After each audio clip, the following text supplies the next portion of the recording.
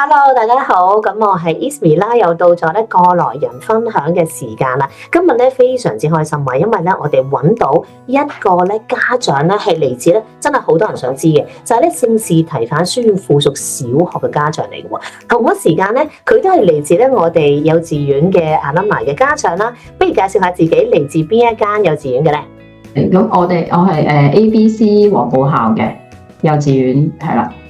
咁啊，而家女女咧就木木啦，咁咧就讀緊聖士提反嘅。咁啊，其實木木咧係我哋黃埔其中一個，即係我哋都覺得佢就又好醒目啦，又好 cute 啦，好有 energy 嘅一個小朋友啦，係啦。嗱，好多人都問啊，咦，聖士提反呢100年嘅老校，其實佢未到100年嘅，接近爭應該6年7年度咧就去到100年。咁你諗下，你一間100年歷史嘅學校。好理應啦，就係好搶手啦。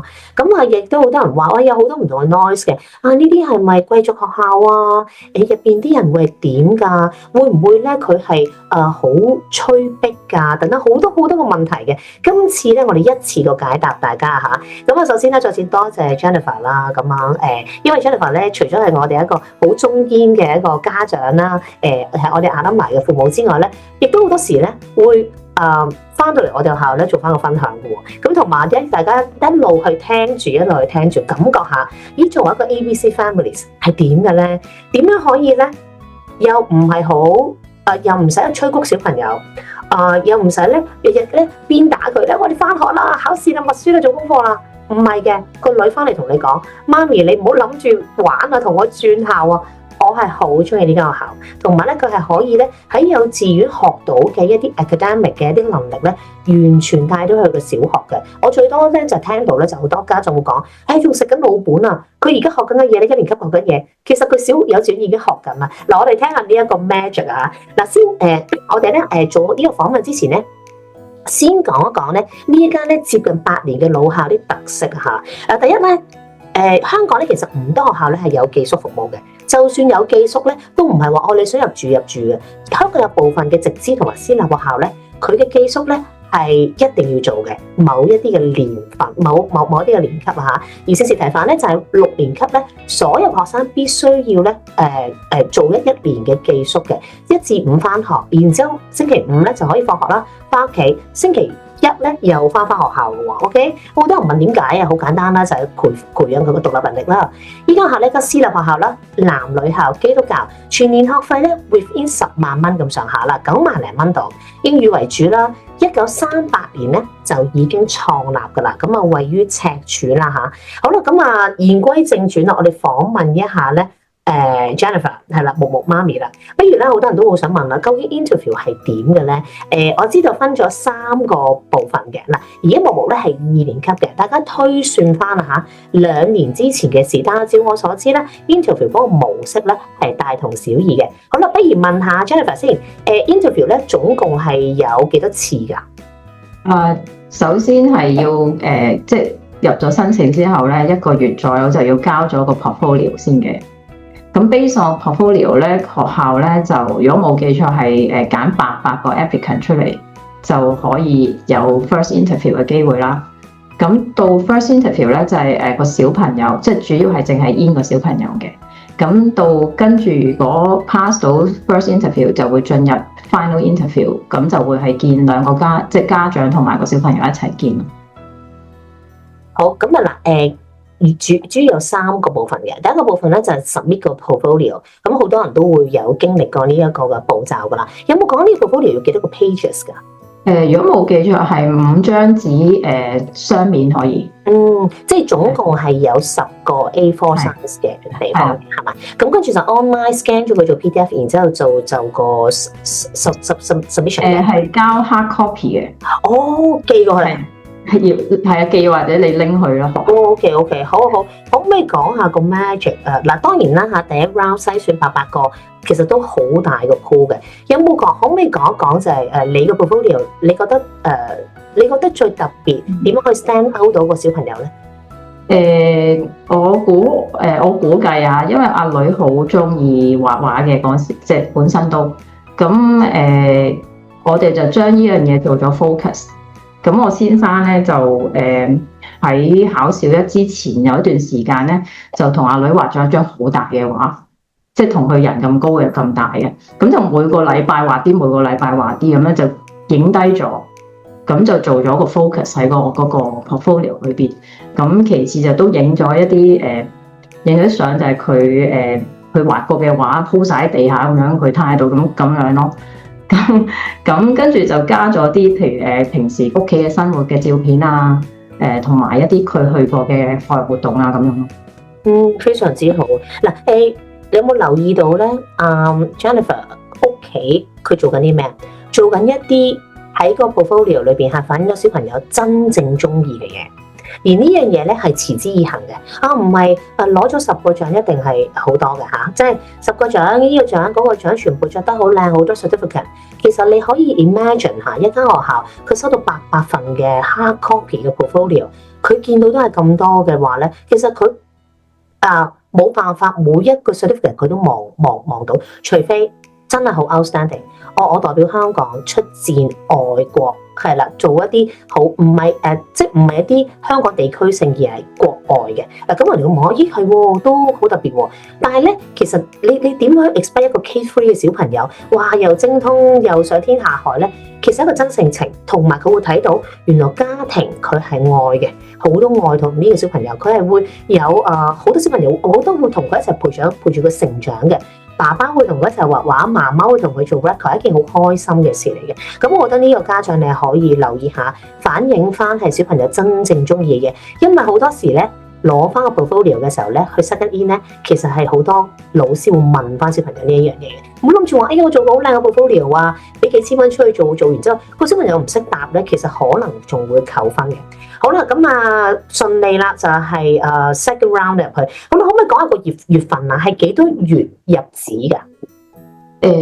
我如果冇記錯，好似係十月左右 first， 因為咧學校嗰個 interview 咧，佢唔係集中係1日2日去 in 晒，唔係 first in 係集中1日2日嘅。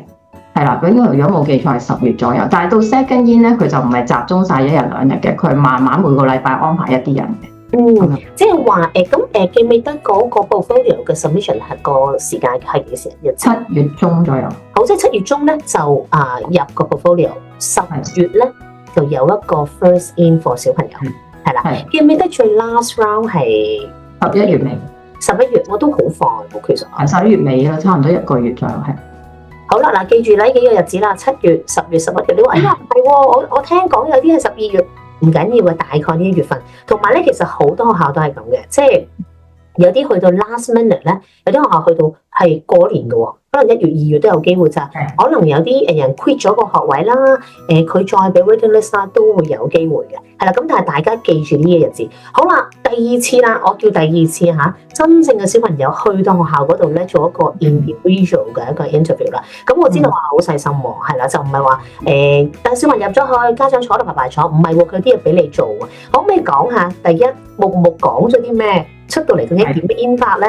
第二家長有咩做？嗰個 interview 係我去咁多個 interview，我覺得最舒服嘅，因為咧登記咗，咁有個老師帶阿木入個禮堂啦，咁我哋家長都係跟住入去，但係咧家長就喺禮堂嘅後半段咧可以睇到啲學生嘅功課啊、啲教科書啊，咁你變咗睇到大概嘅程度、深淺嗰啲嘢啦。咁而阿木咧，即係佢前邊就有幾張台仔咧，大概5、6個小朋友咧就坐埋一張台，有一個老師睇住就喺度油顏色嘅，純粹即係等佢哋可能有啲嘢玩下或者 warm up 下啦。咁因為我女係慢熱型嘅，咁變咗就啱晒佢啦，因為俾佢 warm up 咗先啊嘛咁啊。咁咧就然之後油完晒顏色咧，就先至排隊上課室去 interview。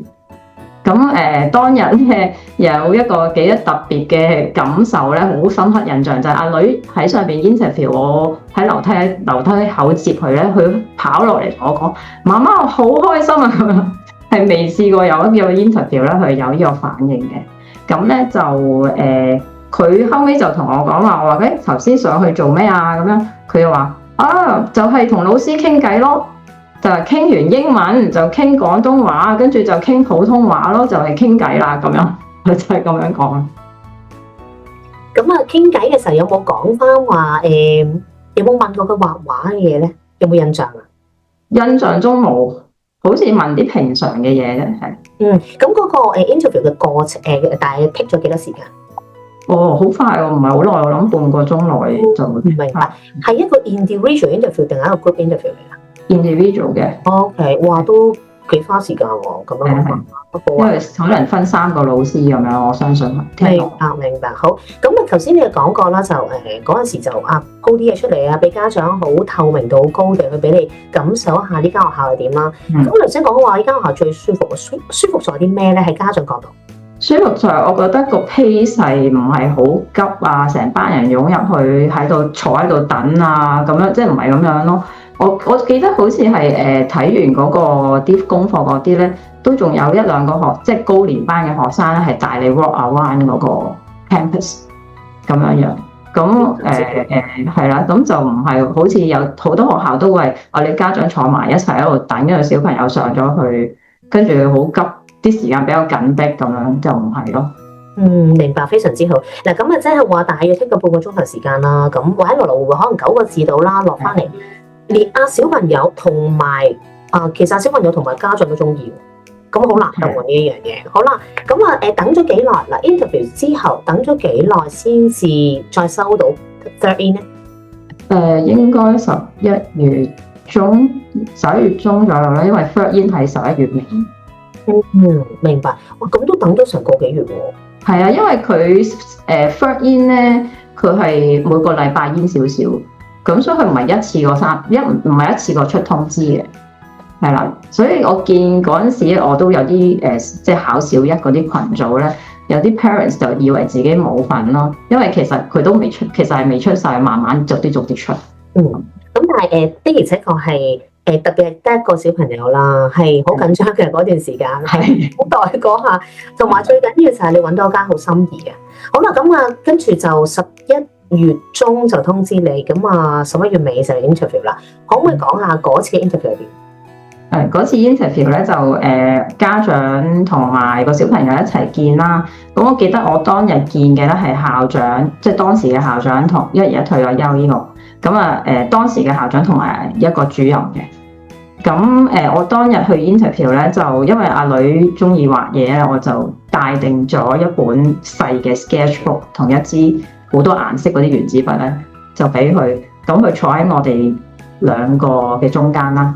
咁其實老師好校長同主任都好 nice 嘅，即係同小朋友講嘢個 tone 你就聽得出㗎。佢個校長好 nice 咁話林木你食咗飯未啊？即係咁樣嘅語氣咯。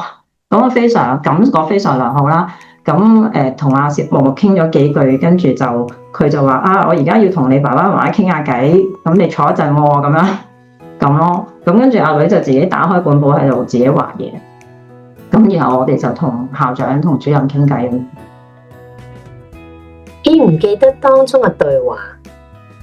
記得佢校長就問點解我哋揀去依間學校啦？即係我諗相信我諗佢想睇下理念一唔一致啦，同埋都了解下我哋平時喺屋企係點樣同阿木相處啊嗰啲嘢，係咯。明白。全廣東話？廣東話。明白，係一個好 casual，冇乜 preparation 嘅傾偈嚟。係，不過當然我哋去之前，我哋自己都睇咗間學校啲理念係咪我哋想要嘅。咁邊啲地方係可以係真係 match 嘅？因為我哋嗰時揾學校就都想揾有 STEM 啊活動教學，亦都唔想壓力太大。但係個學術水平又都係 OK， 同埋都上中學希望都係有 IB 嘅選擇。咁佢就係有齊嘅，其實係啦咁樣咯。咁我如果冇記錯咧，我覺得match 到某一個地方就係、是、其實依間學校因為佢活動教學咧，佢都好希望啲小朋友係透過 experience 去學嘢。咁而咁啱我同我先生咧喺屋企都有啲咁樣嘅 approach 嘅，即係譬如佢好細個，我就已經俾佢試下做家務啊，嗰啲嘢啊，自己揾支叉長晾衫上去嗰啲，即係跟住工人姐姐啦。咁其實我就同校長講就係，其實呢啲嘢安排俾佢做，唔係純粹俾佢學自理能力，係想去知道做事情嗰個過程佢個思考可以係 experience 到。咁呢啲我諗都同學校係 match 嘅咯。非常之好，我諗最緊要係做自己。係啦，好多家長話：哎呀，我點樣可以得到呢間學校嘅學位啊？其實不如去睇下呢間學校其實有幾適合自己咧，係或者你有幾適合呢間學校，做翻自己，反而咧就係最高分。好啦，咁嗱，我哋講完 interview 啦，呢個 part one 啊，part two 啊，好多人會覺得，喂，又話 happy school，人人都話 happy school，係唔使 happy 㗎？可唔可以講下每一日咧有幾多份功課，木又花幾多時間咧去完成咧？平均3份4份啦，有時2、3份都，但係唔係啲好複雜嘅功課，係好簡單嘅。咁我諗半個鐘至1個鐘係完成到，非常之好。好，一班有幾多人啊？33人，而我小朋友嗰班係33人。明白。我知道佢有有2位homeroom teacher 啦，一位就係一個 native 嘅廣東話 teacher，同埋一個 native 嘅英文 teacher 啦，係嘛？係。咁可唔可以講嗱？因為有好多我哋嘅升讀咗唔同學校嘅幼稚園嘅學生啦，我哋 ABC， 咁即係其實我哋其中一個即係都好 proud of 嘅就係每年都有90至到98% 嘅我哋都入到第一志願。第一志願唔係話俾人聽我哋有幾好幾叻，而係我哋好 proud of 我哋嘅家長係能夠入到一間好適合嘅學校。而我哋就見到好似 Jennifer 屋企咁樣就係，喂，我翻到屋企就係個小朋友做晒功課，同你講我係好中意呢間學校，媽咪啊，你唔好玩啊，你唔好話要我轉去另外一啲學校啊，有時就整蠱佢啊嘛，喂，我哋轉一間Band 1中嘅 Band 1，我哋而家已經 Band 1啦，我 Band 1中啦，你唔好玩，我最中意呢間學校啊，好開心，呢個係我哋一個父母係有錢都買唔到嘅一個即一樣嘢嚟嘅。咁我哋好希望見到。嗱，可唔可以問下咧？嗱，有啲人就話：哎呀，上到小學好難去銜接㗎咁樣。阿木嘅中文、英文、數學，佢嘅 standard 去到學校嘅邊一個位置咧？都點講？因為冇分名次啦。咁但係佢成績表出嚟，1年級都係全部 A 嘅。哇！好犀利，暫時都維持到，即係暫時過咗3個學期，即係小1、2個學期同埋小2第1個學期都暫時維持到。非常之好。我去到小2第2個學期，我就先至開始可能中文再深少少啦，咁樣。可唔可以講下或者ABC 喺幼稚園嘅時候，有冇都幫到手去打穩一個基礎？絕對係一個打得基礎打得非常好，先至有咁順利嘅過渡。因為咧，我好記得喺 ABC 嗰時咧，我試過咧有同事見到阿木做功課咧，即係寫中文啦，即係佢咪有啲 worksheet 每個星期5嘅，嗰啲同事見到佢寫啦，當然佢係 handle 到㗎嚇，佢見到佢寫話，哇！你都學啲中文咁深嘅，你讀小學㗎？唔係啊，我唔係啊，而家 K2 咗喎。佢話，咦？已經學咁深嘅字嘅咁樣，即係所以即係知道 ABC 唔係淨係即係英文出名就大家都知啦，但係其實中文嘅水平都係好 OK 咯。咁因為其實我相信我聽啲朋友講，好多小朋友咧英文好易 pick up，但係中文反而係難。咁但係反而因為 ABC 嗰個基礎打得好啦。同埋亦都俾咗佢一個習慣，係佢越係有個動力去學習啊。咁自己都會睇啲書啊，咁樣咁所以都幫助到佢上到小學咧。其實小1都好順利咁樣去過渡到個好輕鬆。其實我覺得真係好好喎。嗱，你呢啲唔係話，哎呀，你咪揾個家長翻嚟夾咗口供㗎，完全嗱。其實可能咧，我哋即係睇翻我哋嘅 playlist，你會見到我哋啲家長咧，全部都係呢個通嘅，即係好似有少少滋滋悠悠啊，講嘢就係好慢慢地啊，冇乜高低，好 flat 嘅，係咯，就係咁，好舒服㗎，好開心㗎，好溫柔㗎咁樣。你留意下係有一個 tonality，OK？咁嗱，我哋講到呢度咧，即係聽咗咁多嘅 tips 啊，出邊都有錢買唔到啊！一定要幫我哋而家即刻 subscribe 我哋同埋 like， 最緊要 share 俾你哋嘅好朋友啊！因為我哋咧呢啲唔收錢嘅，點解啊？咁無私奉獻嘅咩？就係要無私。我哋 ABC 嘅態度信念咧就係希望個個讀書都開心，唔好因為讀書而走咗一條不歸路，係啦。希望我哋嘅 ABC 嘅信念一路帶到俾其他人嘅。好咁啊，嗱，咁啊讀書好開心啦，功課又每日3-4樣啦，其實幾多樣都冇，都唔緊要，最緊要個小朋友 handle 到，呢個係最緊要。好啦，一班就30幾人啦，咁啊，好啦，頭先講過啦，女女翻到而家2年級啊，一個最好嘅時間去訪問下女女又覺得點咧？讀成點咧？女女好開心啦，每日翻學都係帶住好開心嘅心情翻學，因為其實同我揀幼稚園嘅時候一樣咧，我覺得第一樣嘢係佢要中意翻學，因為你唔中意翻學已經乜都唔使諗啦，一啲搞唔掂噶。咁所以第一樣佢最基本係佢要中意翻學，咁所以我見到佢係好開心嘅，因為我仲即係特登整蠱佢嘅暑假嗰陣時，我話不如你而家讀咗升小一啦，不如你要唔要試下其他再其他 band 或者咧其他學校啊咁樣。佢就答我話唔要啊，你唔好搞啦，我一定要喺聖 Stephen 咁樣咯。咁即係佢真係而家學校。呢個就同我哋 ABC 信念好似啦，因為你見到我哋揀嘅家長去翻嚟做訪問咧，我哋都揀一啲同我哋理念相同嘅。第一 project based learning，第二係開心，最緊要第三樣嘢就係成效，係啦。點樣可以玩住學住玩而有成效咧？我哋繼續講落去啦。好啦，去到第2部分啦，講下啦。嗱，中英數好多人就好 concern 啦。哇！啲同學特別中文啲人話好難學，因為有一啲真係會有一啲係要背誦嘅嘢喺裏邊嘅。點樣可以咧喺聖士提反裏邊 merge with 一啲project based learning 嘅教學方法咧？我哋先講中文先啦。我知道中文咧係普教中，但係亦都有普通話堂喎。可唔可以講下當中幾多個默書，同埋佢哋嘅教法係點嘅咧？中文教法點講咧？都係普教中，跟住有寫點講作句子啊，定係重組句子嗰啲練習係都有嘅。咁就默書其實佢每次都係會有張默書紙咧，已經寫明係默啲乜嘢嘅。咁你總之讀咗嗰張紙就 OK 啦。其實就唔難，一段好細嘅文章同埋幾個詞語嘅咁樣咯。咁但係佢得意嘅地方咧，就係佢除咗有呢個範圍俾你咧之外咧，佢仲有啲 bonus question 嘅。咁個 bonus question 就唔計分嘅，不過純粹想睇下小朋友會唔會學多幾隻字。譬如佢可能話要寫5個竹花頭嘅字，咁你咪自己去諗想寫邊啲字咯。咁佢每次都有一個咁樣，都幾得意嘅，我覺得。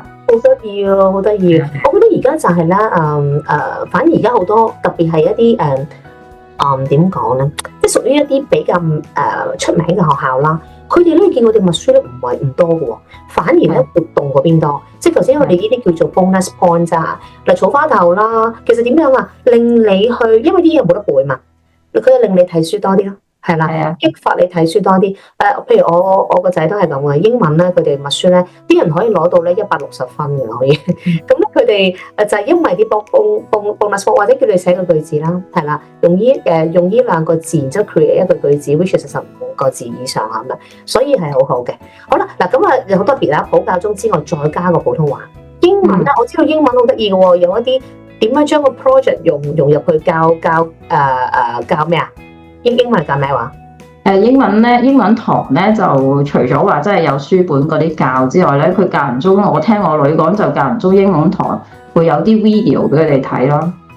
咁小朋友你知最中意睇下電視㗎嘛，睇住 video 學英文咁樣咯，咁都幾 interesting 嘅。咁非常係啦。咁同埋英文同埋中文咧，都係每個學期尾咧都會有個 project base 嘅，我哋有一個星期，即係考完試之後有一個星期左右係做 project 嘅。咁一個學期就係中文嘅 project，另一個學期就係英文 project 咁樣。明白。就有個 topic，跟住分咗組，嗰組小朋友自己去睇下點樣做個 project 出嚟，然後 present。非常之好，咁啊到時會邀請爹哋媽咪一齊翻嚟。係全部家長都可以去聽個 presentation。明白。嗱，由於咧中學部咧，佢除咗有 DSE 都亦都有咧 IB 去選擇啦。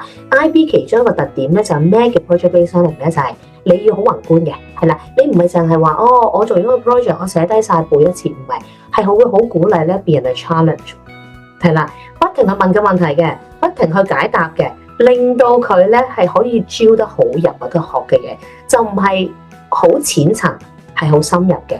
有冇呢一樣嘢發生㗎？即係到你學期尾去見到佢哋嘅時候，你係可以周圍問下啲其他學生嘅問題嘅咧？可以啊，因為佢除咗即係全校都係嗰個 bit 做啊嘛，咁啊喺唔同嘅 classroom 或者係 hall 啊或者活動室，就唔同班別嘅學生就會 present 佢哋自己 project 咯。咁家長除咗睇自己小朋友，就可以睇埋其他 grade 嘅學生 present 嘅嘢，可以去問佢哋嘢啊咁樣嘅。非常之好。嗱除咗咧係presentation skills 啦，亦都好考到佢哋嘅自信心啦。最重要係攞到滿足感，係啦。所以你話呀，我哋幫啲小朋友做靚啲啦，有冇聽過啊？突然間個小朋友可能咧 K3 做咗個飛機大炮出嚟，做到冠軍。其實冇用嘅，即係你個冠軍大家都會知，其實呢個係咪屬於小朋友嘅冠軍？反而嗰樣喺一啲真正 project based learning 咧，小朋友係攞到滿足感。佢唔識嘅嘢，冇人會識晒。你問我都總有好多嘢唔識，但係佢最緊要有個答案就係你問咗條 good questions， 我翻去 check 下，我再覆翻你。呢個問題我都唔識。其實呢個咧一件好開心嘅事，亦都係讓小朋友咧會覺得。我讀書咧唔係為咗 yes or no， 我讀書係為咗知識，個 motivation skills 係好緊要。咁我會見到 ABC 啦，同埋識時題反都會見到啦。好啦，啱啱我就再傾過咧，就講咗中文、英文同埋數學都好得意喎。點樣去教貨幣啊？數學教貨幣咪真係帶佢哋去超級市場買嘢咯，即係有個 budget 嘅。當然之前就叫家長俾定嗰個貨幣個小朋友可能20蚊咁樣。咁佢哋就要自己去超級市場睇下買兩樣嘢可以買乜嘢，自己揀，跟住有張 worksheet 要填翻，你買咗幾多錢，買咗啲乜嘢咁樣。好得意嗱，因為咧大家都知啊，我同你都冇乜貨幣嘅啦，而家連都好少掂啊，大家都係衞生為主嚇。咁但係咧都總要知噶嘛，係咪？你可以唔掂，但你總要知點樣去俾個同學仔唔好 visualize。而家成日都知識係唔貧乏㗎，喺呢個世界。最貧乏係咩咧？佢哋點樣應用啊？其實而家應用唔到。你真係帶個小朋友出去，我有20蚊，哪怕係20蚊、50蚊、100蚊，其實佢就要知係點樣用，點樣叫做 cents， 即係譬如一樣嘢係$19.20嘅，其實連個毫子都未見過，點樣咧係嘛？俾佢試下，老師帶佢出去，呢個咧。可能係佢成個小學生涯咧，其中一個最難忘嘅事情嚟喎，亦都好 practical 咧，讓佢去知道。咁啊，所以你會見到有啲學校啦嚇，可能會多啲出現喺國際學校啦，但係而家我都會見到好多本地學校都會實行就係，啲人帶即係好似有一日我去公姊妹咁上下啦，咁見到班同學仔咧，我帶住晒啲帽喎，我諗係佢哋 grade 5或 grade 4咁上下，即係4年級咁上下。咁咧，全部揸張紙咧，就喺度買嘢喎。你見我哋咧，即係你知道啲國際學生好鬼得意啦，咁啊又唔識㗎啦，唔識啲中國嘢啦，咁啊又問佢咧，俾錢佢，咁啊寫揸住啲冰糖葫蘆喺度食咁樣，好得意。咁我同啲同事講，啲同事未必好明，我話佢哋做緊 project，啲叫 field trip 啊，咁有塊板咧寫咁樣，寫完之後翻去交功課 present 翻出嚟。但係最重要係佢哋親自去俾到錢。親自食到嗰樣嘢，親自知道背後嘅原因嘅文化，佢哋搭嘅車嚟，點解要搭呢架車？點解我係搭地鐵？點解唔坐私家車？好多唔同嘅原因嘅。點解我呢個站落有好多個 exit？點解？因為最近咯，我好多嘢可以玩，好多嘢可以學。所以呢樣嘢咧，係家長記住，唔一定要俾錢出去學嘢㗎。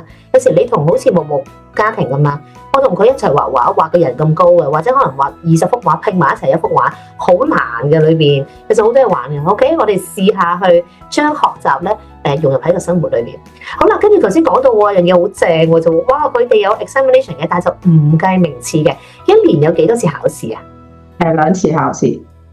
中間有冇啲咩測驗啊？嗰啲㗎 assessment？測驗英文冇測驗，英文1年一個學期好似默書2次，但係咧都係俾6個生字你。一年默書2次啊？係啊，唔係1年1個學期2次，咁咧就俾6個生字，咁你記咗6個生字就當然默嘅時候係句子，但係你係其他字你應該係識，即係小朋友應該係識㗎。咁就讀啦。英文係比較簡單。咁中文咧，中文都係默書冇測驗，都係3次到默書好3、4次。OK， 咁即係等於你 forget about it 啦嚇，即係總之就係一件壓力嚟嘅。好啦，係啦，數學就有 quiz 嘅，咁我咧即係啲小測啦叫做。係啦，可能即係一兩個 chapter 就差咁。明白，呢我哋好多本地就叫評估啦嚇。咁但係 examination 咧就係1年2次。兩次係，淨係考中英數。考中英嗱，而家呢1至2年級啊，講緊係到去2年級嚟講咧，都係考試，淨係考中英數，其他就涉及嘅。OK，咁好多家長啦嚇，我真係我哋都認識好多校長，大家有留意我哋都知。有時咧係啲家長咧係好長啊，點解少咗功課？點解少咗考試？點解啲 quiz 又少咗？其實咧，你會見到1等1嘅名校百年老校出咁多名人，咁好嘅成績，活學教用，但係依然係即係有個成果嘅。點解做到咧？就係唔好將嗰一樣嘢去定性為你考到呢個分數等於你識，你考到唔代表你識，識係你要係真正地去 motivate 佢先至入到落去。嗱，你多咗時間嘅喎，你每一日其實講緊半個鐘頭至1個鐘頭，其他時間可以做咩啊？睇書咯，我中意做我自己中意做嘅咯，畫畫咯。我喺輕鬆嘅時間底下，你係最容易去接收知識嘅。所以咧，唔一定係話我一定好多功課啊，我揀間學校咧一定要好谷㗎，唔一定嘅。你可以好舒服，亦都係有個成果嘅。咁好開心，Jennifer 同爸爸啦。幫我冇揀多間好學校，我哋都好開心啦，好唔好？好啦，嗱，咁啊，啱啱講完啦 examination 啦，project base，即係啲 project base learning係點樣啦？咁啊，好多人都問我咯，哇，即時大班會唔會係啲好多打工貴人讀㗎？咁啊，老實講啊，每間學校都會有打工貴人嘅，係啦，每間學校咧都有唔同層次嘅人嘅。最緊要係咩啊？最緊要係咪世界大同？點樣讓學校行先一步，讓唔同背景嘅家長、學生去融入埋一齊，因為好多時咧，而家個坊間就好多家長會講欺凌啊乜啦，點解我要做呢個 quotation 咧？好多人都會太濫用呢一個字，係啦。其實喺個小朋友嘅角度，你點樣去俾佢去 deal with 一啲 issue，deal with 一啲 difficulties，deal with 一啲我同朋友去商量溝通。好多問題咧，其實佢個成長嚟嘅。如果你一開始已經哇，我要鋪一條康莊大道俾佢，到大個就會好大鑊噶啦。所以咧，一定要係讓呢啲小朋友咧去到一個同你自己家庭個諗法好似嘅。你班家庭咧就會融入噶啦，小朋友都會融入親子啊，家校合作啊就會做到噶啦。咁所以我想問下啦，家長同家長之間嘅關係同埋老師同家長之間嘅關係係點嘅咧？家長之間嘅關係好和諧嘅，即係我會咁樣形容啦。同埋大家之間都好 helpful 嘅，因為我哋家長都自己會有個群組噶嘛。咁好簡單，有時你啲小朋友可能唔記得帶一本或者練習翻屋企嘅，一問咧就好多人即刻覆噶啦。我小朋友唔記得帶呢本，有冇人可以 scan 俾我啊？就即刻有人覆。咁所以你睇到大家係好互相幫忙，同埋大家會提醒大家一啲學校嘅嘢。咁我覺得氣氛係好好嘅，真係。咁嗰個家長群組係邊個開㗎？係有個班代表。係。咦？咁即係好似我哋 ABC。係啊，好似我做 class one 嗰陣時咯，係 ABC。好似。即係話學校 assign 咗一個班代表嘅。係啊。咁個班代表再 line up 就得到大家 agree 嘅 consent 底下就 form 咗個群組啦，咁。係啦。明白。咁同老師關係咧，同或者學校關係？老師好友善嘅，全部都即係你有唔明啊，寫 email 問都好快覆嘅。係啊，咁我覺得就so far都係好友善，亦都對小朋友好 OK 嘅，即係全部都。非常之好啦，喺一間基督教嘅學校啦，聖公會啦，裏邊嗰個宗教嗰個氣氛係咪好濃烈嘅？又唔係特別 emphasize 得好緊要，不過佢我覺得好正常嘅安排咯，都係有家長嘅團契，亦都有小朋友逢星期二嘅 lunch 有個叫 social club 嘅，俾小朋友自己即係 volunteer， 你中意入去聽就入去聽咁樣。咁有呢一啲咯，明白。課外活動咧，課外活動好多咁我諗一般所有嘅 sports 啊都有啦，跳繩啊、球類啊、rugby 都有，游水就一定有啦。咁就一啲 art 嘅嘢都有嘅，即係課外活動即係一啲 art creative 嘅有 science workshop 啊，數學會啊，好多都有劍擊啊，咩都有咯，真係。咁啊嗰啲音樂嘅都有係。嗱，有好多家長咧就會問啦，哇咁鬼遠喺赤柱喎，嗱多數啦，你冇理由讀緊喺新界，咁你揀一間喺赤柱都係好挑戰啦，咁都係通常可能都會為小朋友搬近啲嘅，係咪一定要去到赤柱咧？可唔可以講下嗰啲？你知唔知佢哋啲校巴嘅路線啊？校巴路線因為我喺東區，即係搬咗去東區啦，女校仔個學校。咁我哋喺太古返學校個校車程係20零分鐘咁，非常之近啦，好 recent。其實好近。返學嘅時間就係應該8點10分，係咁上下係。去到3點3點20分，3點20分到放，跟住就有機會就課外活動，係啦，有機會課外活動。咁課外活動佢都有校車嘅。哦，咁好啊！係，即係佢會分正常校車同課外活動校車，幾好啊呢個。我諗佢都預咗，即係小朋友係有咁嘅需要個 location，咁所以你就唔使擔心課外活動之後要走去自己接佢啊，唔需要嘅嚇。非常之好，非常之好。學校都係一個幾大嘅學校啦，嗰個範圍都有好多古蹟喺裏邊啦。咁亦都有好多人會問啦，喂，好多人入得小學，梗係諗埋個中學啦。直升上面係點㗎？都要考呈分試，不過我記得briefing 嘅時候，學校係話中學有足夠嘅學位收小學嘅學生。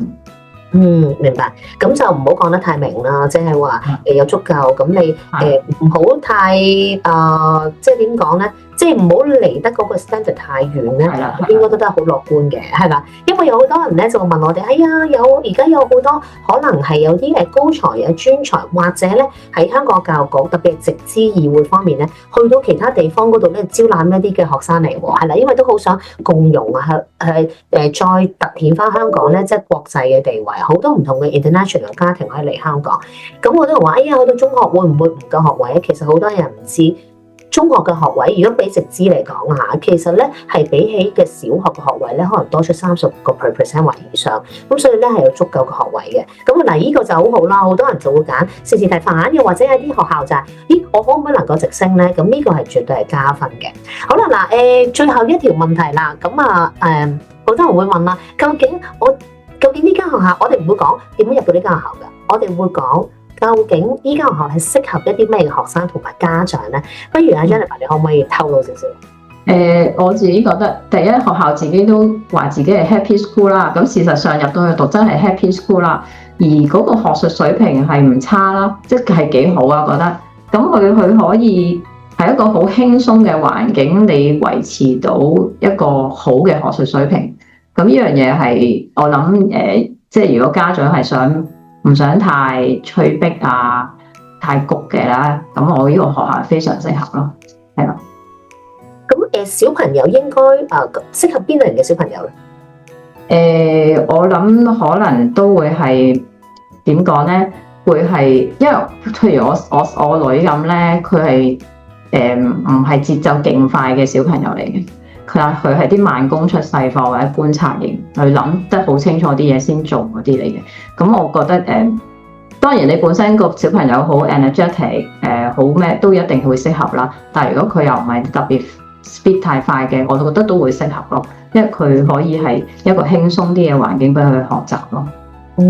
非常之好。嗱，大家可能喺度聽嘅家長覺得哇咁正嘅，真係好開心喎，又係真係8年老校啦，有個好有名啦，又可以 happy， 又可以有成就。跟住你睇下 Jennifer 呢個家長就係不慌不忙，好輕鬆咁樣，因為我又乖好定嘅喎。哇！呢啲真係好似一個夢想嘅一個家庭咁樣。其實大家都可以做到，係啦，只需要就係我哋大家放慢腳步，留意小朋友個強項。係啦，唔好將佢放落去一啲根本上唔適合佢嘅世界嗰度。係啦，咁你只要放啱，我哋 ABC 成日都講就係我哋要有一個好大嘅責任，係幫家長拉 up 咧去一間適合嘅學校。而唔係你眼中話俾我聽最好嘅學校係一條最適合嘅。咁啊好開心啦 ，Jennifer 啦、木木啦、先生啦都揀啱咗。咁所以我希望啦，繼續聽到你哋嘅好消息。甚至乎我第時可能木木去到6年級中學再翻嚟同我哋講，唔係家長講啦，我係個過來人身份，我升到中學啦點樣啦？喺嗰個1年裏邊升六年級，我住咗1年裏邊個宿舍。我又學到啲乜啦？有冇刷牙刷得唔好爛牙？有冇唔整手指甲啊？我哋成日都理埋呢啲古靈精怪嘅嘢。原來個小朋友話唔係我搞掂啊，箍牙咯搞掂啊，我自己啊清洗得幾乾淨啊。原來就係可能我哋放手咧，就會見到小朋友不一樣咯，好嘛？咁啊，今日好多謝 Jennifer 啦，亦都幫我多謝阿 Daddy 同埋木木。我相信呢件事唔係一個人嘅。係成家人一齊做嘅，係啦，同埋好開心啊！我哋 ABC 又培育咗一個咁好嘅家庭啦。希望第時請你翻嚟繼續講多啲好消息俾我哋聽，同埋 inspire 我哋香港嘅家長讀書係可以好快樂嘅。係，OK，好多謝晒大家，下次見，記住 subscribe 同埋 follow 我哋。好，拜拜，拜拜。